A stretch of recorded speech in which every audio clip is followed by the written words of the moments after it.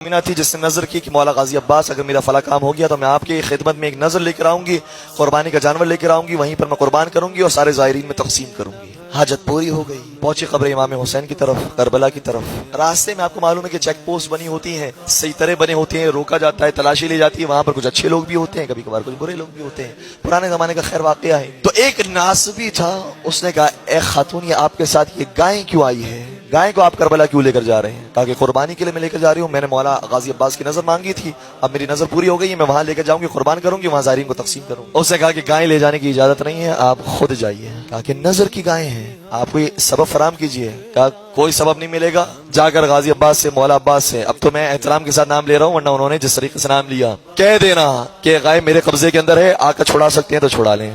نعوذ باللہ نعوذ باللہ۔ اس خاتون کا دل ٹوٹا، کہا کہ لگتا ہے اس پولیس والے سے تو لی نہیں جا سکتی، لیکن جاؤں گی میں مولا کے حضور اور مولا کو جا کر شکایت کروں گی کہ اس پولیس والے نے مجھے نظر کو پورا کرنے نہیں دیا، ورنہ میں لے کر آتی اور یہاں پر لا کر قربان کرتی۔ غازی عباس کے روضے پر پہنچی، سلام پیش کیا، اپنی اس شکایت کو بیان کیا۔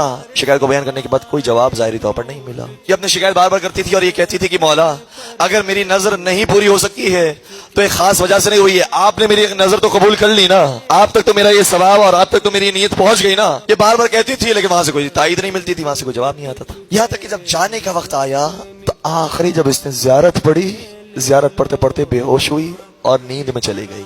کہتے جیسے مجھے نیند آئی محسوس ہوا کہ قبر سے خود غازی عباس آ گئے، اور غازی عباس نے کہا مجھے معلوم ہے تو میرے لیے اور میرے زائرین کے لیے نذرانہ لے کر آئی تھی، لیکن فلاں نے روک لیا ہے، کوئی حرج نہیں، ہم نے تیری اس نظر کو قبول کر لیا۔ یہ خوش ہو گئی، چلے نظر تو مولا غازی عباس نے قبول کر لی۔ ایک اور اس کے ذہن میں کسک رہ گئی تھی کہ اب میں جب واپس پلٹوں گی نا، وہی پولیس والا ملا تو وہ میرا مذاق اڑائے گا، وہ کہے گا کہ کر لی اپنے مولا سے شکایت، ہو گیا کام، بدلہ لے لیا۔ کیا کیا انہوں نے؟ کچھ کیا؟ کچھ کر سکے؟ نعوذ باللہ۔ یہ جو جملے کہہ کر مجھ سے برداشت نہیں ہوگا، تو مولا آپ کوئی ایسا کام بھی کر دیں کہ اسے سبق مل جائے۔ مولا نے فرمایا اس سے تجھے کیا لینا دینا، میں نے قبول کر لی یہ تیری نظر، بس تو یہاں سے گھر چلے جا۔ اسے کہا نہیں مولا ایسے تو نہیں، کوئی بات تو بتائیں، کوئی انتقام تو لیں، کوئی چیز تو ہو کہ میں بھی اس کو بول سکوں کہ بھائی میرے مولا نے میری نظر قبول کر لی، چاہیے جانور تیرے پاس۔ امام نے فرمایا کہ چھوڑ دو اس کو، اس کا کچھ حساب کتاب ہم سے بنتا ہے، اس وجہ سے ہم کہتے ہیں کہ اسے چھوڑ دو۔ اب اس نے کہا حساب کتاب بنتا ہے؟ کیا حساب کتاب بنتا ہے مولا، یہ تو بتائیے۔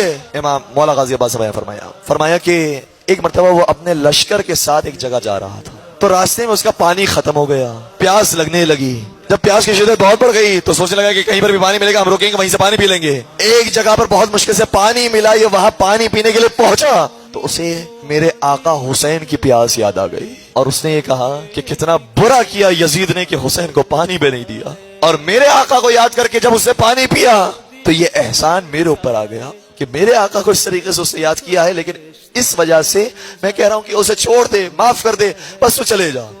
اب اسے بھی ایک چیز مل گئی کہ اب میں یہ واقعہ بتاؤں گی اس کو تو اسے یقین آئے گا کہ ہاں میرا مولا غازی عباس نے نظر قبول کر لی۔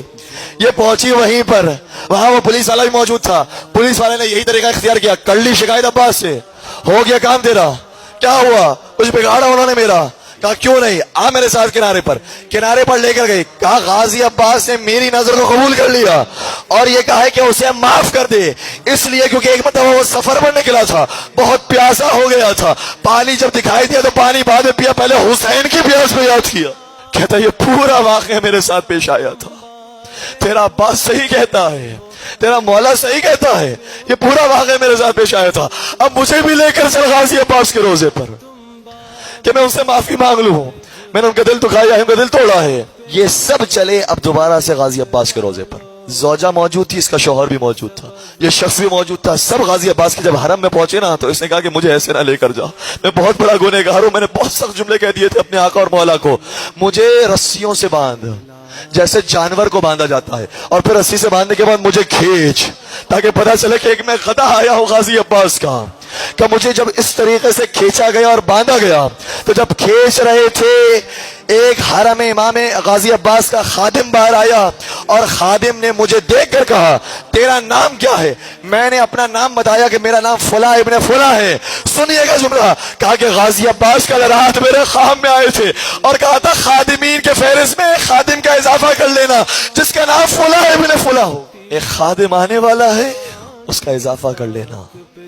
اور وہ جب تک زندہ رہا مولا غازی عباس کے حرم کا خادم بنا رہا، اس کا خاندان وہاں پر موجود ہے۔